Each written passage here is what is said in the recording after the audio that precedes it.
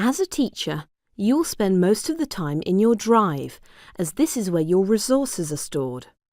You can add premium lessons from the library, or create your own lessons by pressing the Create New button.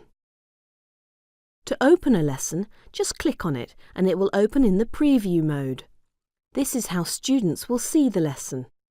They will get a wide range of question types, such as video animations, pick one questions, matching activities, word banks, and many more.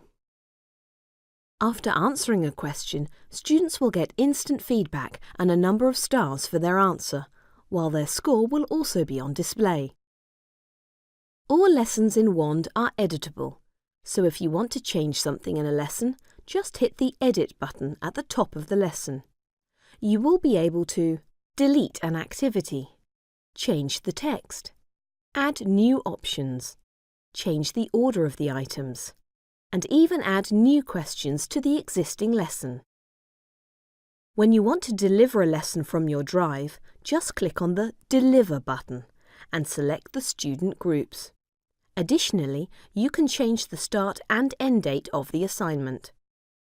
Click Send and all your students will receive that lesson in their account. And this is how you use Wand resources. For more help, use our support page and don't forget to follow us on social media.